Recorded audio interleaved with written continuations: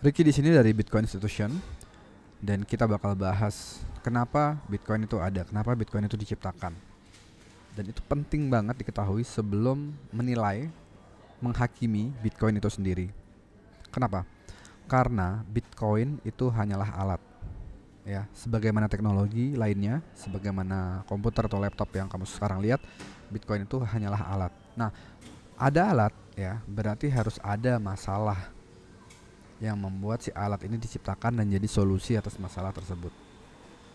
Yang disayangkan adalah banyak orang menilai Bitcoin sebelum memahami masalah yang menyebabkan Bitcoin diciptakan.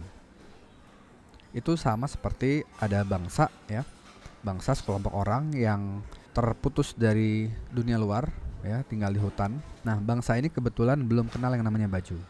Nggak butuh baju gitu, nggak ada musim dingin.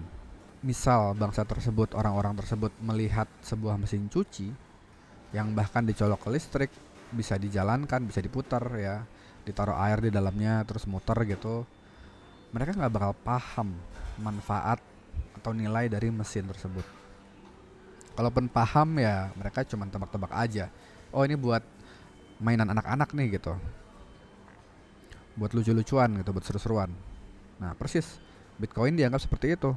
Ini cuman seru-seruan, lucu-lucuan, spekulasi, zero sum game gitu kan, permainan uang, judi, ada yang menang ada yang kalah, nggak dianggap serius gitu, karena mereka baju aja belum kenal. Ya gimana mereka bisa menilai manfaat dari mesin cuci? Baju, konsep baju aja mereka belum tahu ya, maka mereka belum paham bahwa baju itu bisa kotor, bisa bau, dan harus dicuci, dan nyucinya itu capek. Oke, pahami dulu masalahnya, itu kunci. Dan masalahnya ini bukan sembarang masalah, ini adalah masalah super besar, masalah yang bisa mengakibatkan kematian. Serius, kematian banyak orang di dunia. Kenapa? Karena akan membesar dan menjadi krisis moneter, perang sipil, atau bahkan perang dunia. Gua nggak bercanda, gua ada datanya, ini bukan teori konspirasi. Nah, udah siap memahami masalahnya gitu? Kita kesampingkan dulu Bitcoin, kita pahami masalahnya dulu. Jangan menghakimi Bitcoin sebagai sebuah scam, penipuan, kalau belum memahami masalahnya. Coba pahami masalahnya, kalau nggak setuju ya baru berarti Bitcoin jadi nggak relevan, bisa kalian tinggalkan. Masalahnya itu bukan kita nggak punya mobil mewah ya, McLaren dan sebagainya. Masalahnya adalah krisis moneter besar level dunia sekitar tahun 2030. Dan ini bukan tanpa alasan. Jamie Dimon sendiri yang bilang, dia adalah CEO-nya JP Morgan ya, bank terbesar, salah satu terbesar di Amerika, dan juga pemegang saham bank sentral Amerika ya, karena bank sentralnya Amerika tuh dimiliki sama bank-bank. Dia bilang satu hari bond market ya, pasar surat utang itu bakal punya hari yang berat gitu kan, ya bisa crash. Nah itu nggak tahu nih 6 bulan lagi atau 6 tahun lagi. Dari saat dia bilang ini, itu ya berarti 2030, itu sekitaran itu. Nah, kenapa ini penting? Karena pasar surat utang ya, the bond markets ini, itu benar-benar mempengaruhi yang lain gitu. Saham, kalau ini crash, bond market crash, itu bunganya bakal membesar, yieldnya membesar, dan itu bakal merusak harga stocks, si uangnya itu sendiri gitu, harga rumah gitu. Karena bond markets ini dianggap sebagai safe haven yang paling apa namanya, aman gitu. Jadi kalau dia bermasalah, bunganya naik, itu yang lain jadi harus ikut naik. Kalau nggak ikut naik, crash. Oke. Nah, pasar surat utang ini ya ada surat utang yang dirilis pemerintah, ada juga yang dirilis oleh perusahaan. Tapi dalam poin ini kuncinya ada di surat utang pemerintah Amerika, ya. Nah, ini dirilis untuk apa? Untuk membiayai pemerintahan Amerika dan membayar hutangnya di masa lalu, gitu. Bond yang di masa lalu dibayar dengan ngerilis bond baru, gitu. Iya, pokoknya dan bunganya. Yang mana bunga hutangnya pemerintahan Amerika itu sekarang udah melebihi anggaran militer. Ngeri kan? Gitu. Dan itu bakal membesar terus. Oke. Nah, lanjut. Apa yang terjadi? Yang terjadi Krismon. Ini foto ini adalah Krismon 98, terlihat Di situ rakyat meluapkan kemarahan ke etnis Tionghoa karena dianggap sebagai pebisnis gitu yang entah mengapa dibenci, ya, dianggap curang gitu, padahal belum tentu bisnisnya curang, ya. Di sini posisinya lebih ke oke, kita susah tiba-tiba karena krisis 98 nggak bisa makan, jadi di PHK, harga-harga barang naik, susu anak nggak terbeli gitu-gitu, dan harus ada kemarahan. Kayak baru-baru ini di Indonesia kemarahan diluapkan ke legislatif ya atau pejabat lah gitu. Nah waktu itu ya diluapkan ke orang kaya gitu atau etnis yang dianggap etnis kaya. Jadi aset kita, bisnis kita ya, kerja keras kita itu entah mengecil atau hilang sama sekali. Dan bukan karena banjir atau bencana alam, itu karena bencana yang diciptakan oleh manusia. Yes, ini semua karena kebijakan yang ditandatangani diputuskan oleh manusia di masa lampau gitu. Dan ini bukan pertama kali terjadi ya. Ini terjadi di semua bangsa-bangsa di seluruh dunia di zaman dulu. Semua kerajaan, negara, pemerintahan itu mengalami fase ini. Dan biasanya endingnya itu ke krisis multidimensi, gak cuma finansial doang. Ya perang sipil gitu-gitu, perang antar rakyat atau antar instrumen pemerintah gitu kan, misalnya TNI sama Polri gitu, atau angkatan darat sama angkatan udara gitu-gitu ya. Internalnya berantem atau berantem keluar, ya perang keluar gitu. Nah ini bikin hidup kita, hidup keluarga kita at danger, oke.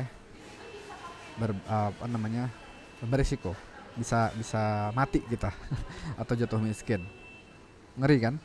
Nah lanjut, kok bisa nanti si pasar utangnya itu, krisis pasar utangnya itu eh, lanjut ke krisis mon level dunia gitu. Nah karena si pasar utang, si utang negara Amerika itu ningkatnya eksponensial, ningkatnya nggak lurus, ningkatnya bahkan nggak kubik tapi eksponensial, ya. Dan nggak cuman utang tapi juga jumlah uang itu sendiri, jumlah dolar itu sendiri, rupiah, euro, pound sterling, yen, yuan, semuanya. Nah eksponensial itu seperti apa? Eksponensial itu seperti ini. Jadi di awal itu nggak berasa naik, ya, landai, berasanya landai, terus tiba-tiba parah cepat naik gitu. Linear tuh yang lurus, naik konsisten dengan jumlah yang terprediksi setiap tahun. Nah kubik itu mendekati eksponensial tapi nggak setajam itu. Nah uang kita dan hutang pemerintah sayangnya di seluruh dunia itu naiknya eksponensial. Artinya justru di awal kita nggak berasa, tiba-tiba wah kok inflasi banyak, malah nambah parah, kondisi makin gak stabil. Dan ini bakal ending cepat karena dia bakal naik ke atas, curam ke atas, mendekati tidak terhingga dengan cepat. Jadi waktunya matinya tuh kelihatan, ya. Ini kalau di sini angka 1, 2, 3, 4, 5 sampai 10 gitu kan. Nah ini kalau dilanjutin gitu nggak bakal ada nih angka 13, 12, ya, nggak bakal ada gitu karena udah kadung naik ke atas. Kalau jumlah uang udah nggak terbatas, ya, nilainya nol, dia bakal sama kayak daun karena banyak banget nggak terbatas, atau batu kerikil gitu, daya belinya bakal jatuh. Nah ini dari sisi utang. National debt, national debtnya Amerika Serikat, yang mana garis merah ini menggambarkan batas utang, ya, sesuai aturan di undang-undang pemerintah. Terlihat di sini batas utangnya dinaikin terus, direvisi terus. Jadi sistem yang sekarang memang membolehkan pemerintah buat punya kartu kredit yang nggak punya limit gitu, dan buat bayar kartu kredit bisa ngutang lagi di kartu kredit tersebut. Bayangin, ya ini persis nih gitu. Dan kalau teman-teman lihat di sini ada anomali sedikit gitu kan, tahun 95 kok landai gitu. Nah itu memang kondisi ekonomi Amerika lagi bagus banget karena .com bubble, ya, nanti meletus nih tahun 2001. Jadi kondisi fiskalnya memang lagi bagus. Itu anggaran APBN-nya malah surplus, ya, pajaknya, pendapatan negara lebih gede daripada pengeluaran gitu. Nah, penyebabnya apa, dan ternyata kan juga nggak sustainable kan. Teman-teman bisa lanjut pelajarin. Sisanya itu kelihatan konsisten, nyambung polanya sama eksponensial yang sebelumnya. Yang ini kan, gitu. Lanjut. Nah, tadi aku juga dibilang jumlah uang itu juga sama, meningkat eksponensial. Di sini juga terlihat ya patternnya ya, tahun 95 itu kondisi membaik, dan itu juga jadi pemicu itu loh, pemicu Krismon 97 98 di Indonesia, Korea Selatan, di ASEAN lain, Thailand. Karena banyak dana, banyak capital, khususnya dana panas ya, itu lari keluar Asia ke Amerika. Kondisi ekonominya lagi bagus. Ya, bisa pelajari lebih lanjut di sini. Wikipedia krisis finansial Asia. Ya, ini kan sampai South Korea juga kena gitu. Nah, itu salah satu pemicunya adalah ini, dana panas. Itu dana yang masuk ke sebuah negara untuk keuntungan jangka pendek dan spekulatif gitu. Jadi buat diribain, dipinjemin yang jangka pendek. Nah, ini keluar masuknya cepat, dan kalau negaranya nggak punya banyak cadangan devisa itu bisa bikin ambruk. Nah, jadi balik lagi ke sini, terlepas dari yang tahun 90-an ini, terlihat polanya hampir ngikutin kok yang si eksponensial tadi ya. Yang eksponensial tadi gitu. Kan, mirip kan? Ya. Nah, ini juga ada anomali, ini karena Covid. Di sini ini adalah uang yang memang diciptakan spesial penambahannya. Makanya juga habis itu dikurangin itu untuk membeli aset-aset finansial supaya pasar saham dan instrumen finansial nggak ambruk gara-gara Covid. Jadi itu kasus khusus. Di luar itu benar, akhirnya terbukti patternnya lanjut nyambung ya, jumlah uang meningkat eksponensial. Dan tadi udah dibilang kan eksponensial itu apa? Ini coba aja tebak 2030 nanti ada di mana nih? Sekitar sini kan? Gitu. 2030 udah naik ke sini, 2040 gimana? Apakah ke sini? Gitu. Enggak kan? Bakal meningkat lagi ke sini. Naik tajam. Nah, artinya dia setelah 2040 bisa dipastikan nggak ada lagi US dollar kalau nggak ada sesuatu yang berubah secara fundamental terkait penciptaan uang. Nah, timbul pertanyaan gitu. Oke, uang nambah, dan kalau dari sisi produksi barang jasa gimana? Jangan-jangan naiknya eksponensial juga gitu. Ternyata enggak. Ini adalah data GDP di Amerika, dan udah diatur ya supaya inflasi jadi nggak ngaruh ya, udah inflation adjusted. Nah, makanya namanya real GDP. Dan di sini terlihat cenderung garisnya tuh lurus, linear naiknya gitu. Nah, memang ada peningkatan kecepatan naik ya, tapi ya bisa dilihat sih ini tetap lurus ya, nggak bengkok gitu, eksponensial. Sebelumnya lurus, habis itu ada peningkatan kecepatan naik, tapi tetap lurus kok. Patahnya di sini. Nah, kan ini penting karena ada yang bilang bahwa uang itu nggak apa-apa banyak kalau di backing sama barang dan jasa yang meningkat gitu. Nah, data ini nunjukin bahwa meningkatnya uang itu eksponensial, sementara meningkatnya GDP itu linear. Nah, kelihatan kan? Jadi linear ketemu eksponensial itu pasti bakal ujung-ujungnya kalah itu si yang linear, dan gapnya bakal meningkat juga secara cepat. Gapnya juga bakal naik secara eksponensial, gapnya itu sendiri ya, yang tadi jumlah uang dikurangin real GDP. Oke, jadi secara alami memang pasti sistem bakal nggak stabil gitu. Ini tentang utangnya sendiri dan tentang si uangnya ya, uangnya itu sendiri. Dan ini bukan dolar Amerika doang, negara-negara lain, Indonesia termasuk, uangnya juga sama.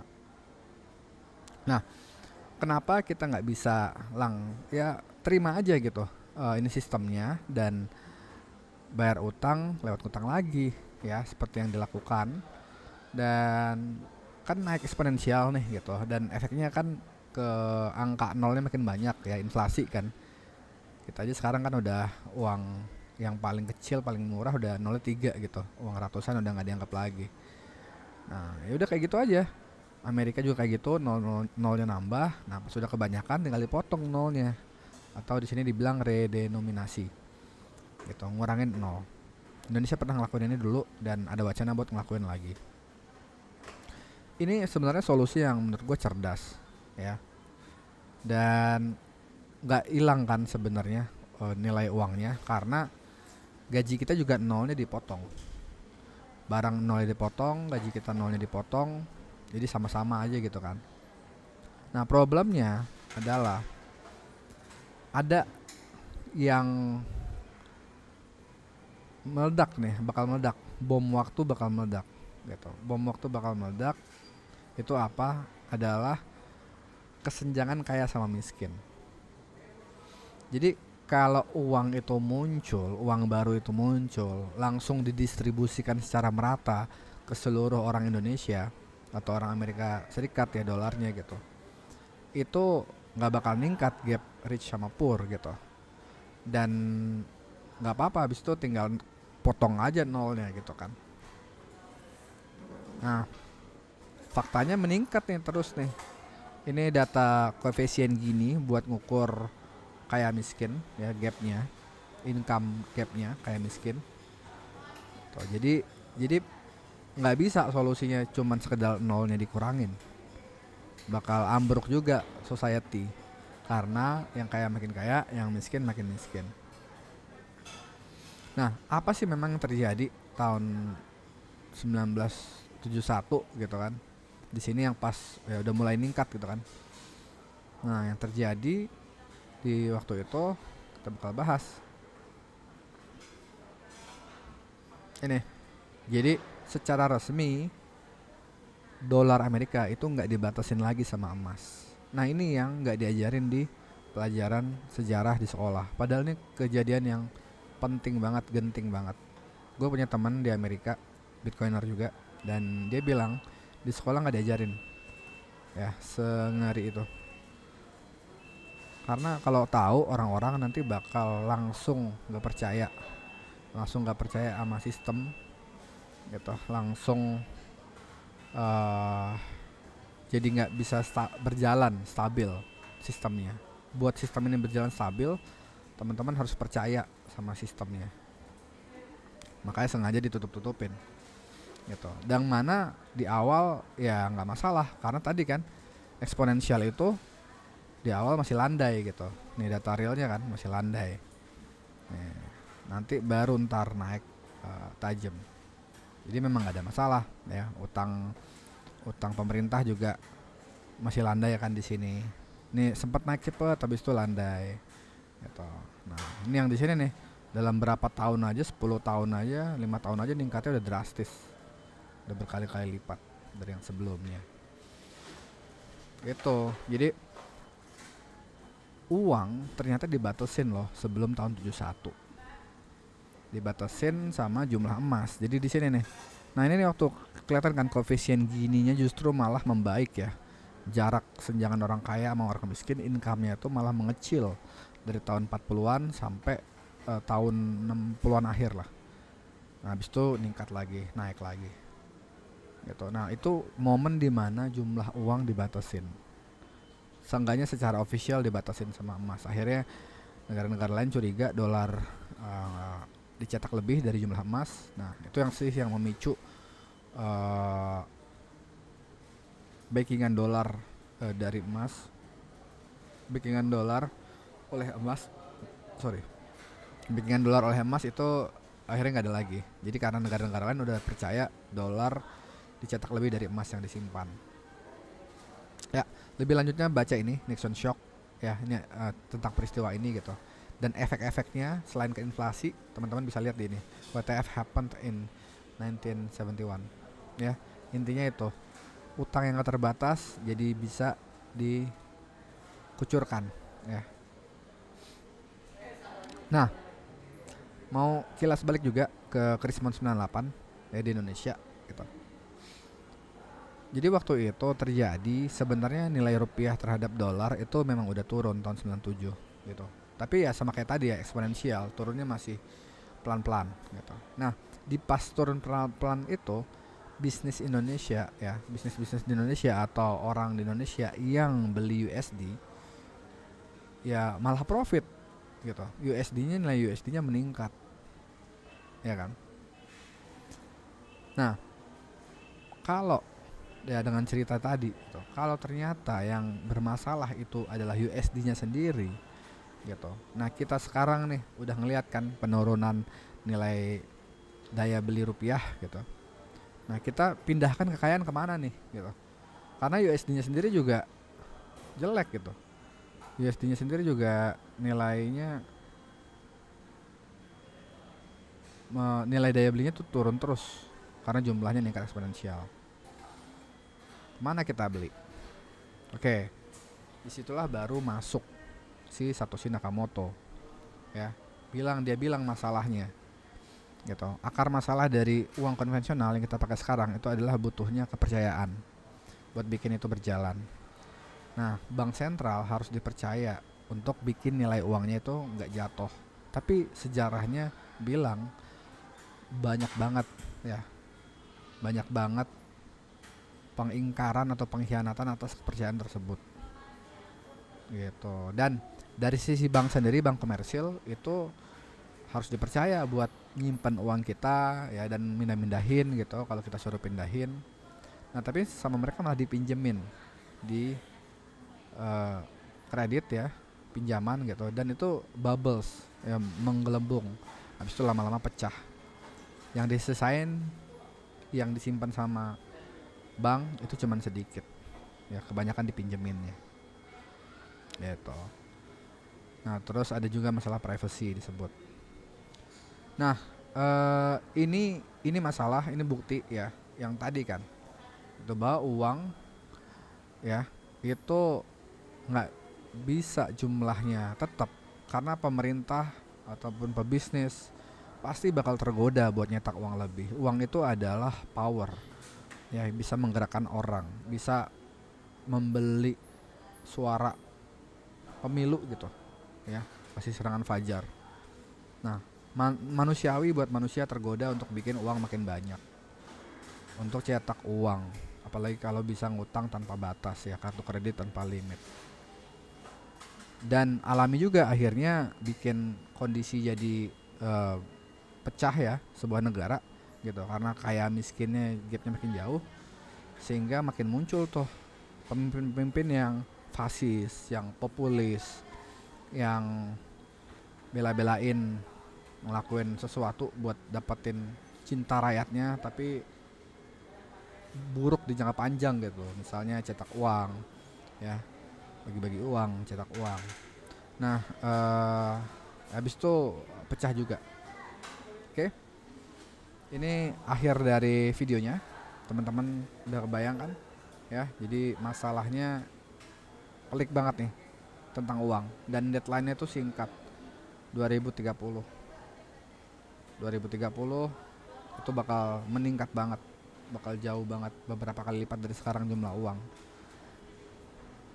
Dan kalau pasar utang Amerika ya, pasar surat utang Amerika itu ambruk, yang lain ambruk, bakal ada krismon gede, bakal ada resesi panjang gitu. Jadi itu prediksi memang ya, gue bisa salah ya, dan ada skenario di mana tiba-tiba jadi nggak bermasalah gitu. Itu skenarionya misal tiba-tiba Amerika Serikat produksinya ya itu meningkat drastis ya, ekspornya juga meningkat, misalnya nemuin tambang minyak gitu ya. Nah, itu bakal ngasih justification, ngasih dasar atas utang sama jumlah uang yang membanyak gitu, karena memang kapasitas produksinya meningkat, kemampuan dia buat bayar utang meningkat gitu. Nah, ini skenario Black Swan seperti ini tetap ada ya, yang nggak diduga gitu, tapi ternyata bagus ya. Kalau Black Swan sih jelek sih, ini bagus nih gitu. Nah, atau gua dan Jamie Dimon bisa jadi benar ya, tadi dibilang kan Jamie Dimon 6 bulan sampai 6 tahun lagi gitu krisis. Nah, dengan kondisi kayak gini ya, gue bisa benar, kita bisa salah. Lebih bijak buat kita semua buat nyari solusi dan nyoba-nyoba solusi gitu. Jadi kalau kita diem aja itu justru malah berisiko. Ya karena argumentasinya cukup kuat bahwa memang bermasalah gitu. Itu berdasarkan data. Nah, ini spoiler sedikit ya. Ini udah valid banget sih. Jadi pemerintah Amerika ya, penerbit US dollar bareng-bareng sama bank sentralnya kan gitu, udah tahu bahwa ini bermasalah ya. Bahkan ada legislator ya, senat yang ngajuin buat beli 1 juta Bitcoin buat nanti jadi backingan tadi kan, landasan atas utang nasional yang meningkat eksponensial itu gitu. Karena Bitcoin harganya juga meningkat eksponensial ya. Jadi pemerintah Amerika aja udah bergerak gitu. Dikonfirmasi sama orang-orang di Wall Street ya, orang finance yang dapat banyak duit tuh justru dari fakta bahwa uang bisa muncul secara tiba-tiba gitu kan. Setelah nggak dibatasin emas, itu kan yang kaya kan kebanyakan orang-orang perbankan ya, orang-orang Wall Street gitu. Nah, dedengkotnya itu Larry Fink yang pendiri BlackRock ya, shadow bank terbesar di dunia, banknya bank gitu, tempat banyak institusi naruh duit dan muterin duit. Dia udah bilang, Larry Fink udah bilang, Bitcoin bisa jadi solusi untuk uang yang meningkat eksponensial gitu. Jadi dengan kondisi kayak gini justru lo kalau nggak ngapa-ngapain, nggak belajar ya, kalaupun ada pertanyaan tentang Bitcoin dan bikin nggak beli Bitcoin itu malah bagus. Tapi kalau pertanyaannya didiemin, nah itu yang nggak bagus. In action ya, in action justru yang harus lo takutin.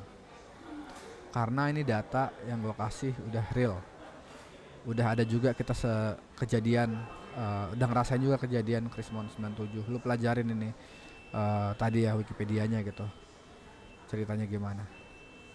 Kalau lu nggak belajar Bitcoin, lu bakal terancam apa tadi, mati. serius ntar pas ada krisis besar lu nggak bisa mengamankan keluarga lu, anak lu nggak bisa punya cadangan makanan yang cukup, lu nggak bisa berada di komunitas yang aman yang nggak nyakitin lu gitu, karena lu abai, karena lu adalah bangsa ya atau dari suku ya yang menghakimi mesin cuci sebagai mainan anak-anak, padahal lu belum paham baju itu apa dan kenapa baju itu bisa bau dan nyucinya capek. Sekian, Bitcoin hanyalah alat. Gua dari Bitcoin Institution, Ricky, mengakhiri video ini. Dan kita adalah perusahaan yang ngajar Bitcoin ya secara profesional, berbayar, ada ujiannya juga gitu. Dan ini yang gue lihat belum ada di Indonesia. Kebanyakan online course, banyak banget yang nyerempet cara-cara spekulatif ya, trading gitu-gitu.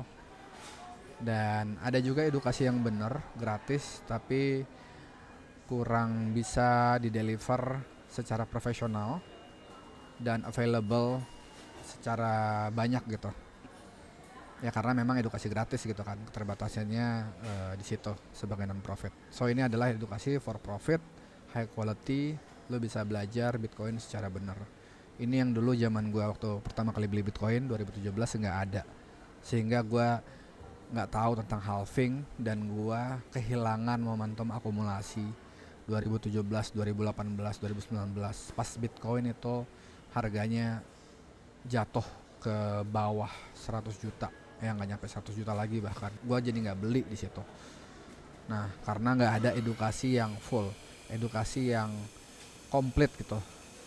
Belajar sendiri itu bikin lo nggak tahu apa yang lo nggak tahu ya, kemungkinan besar lo bakal miss. Ini adalah edukasi yang komplit.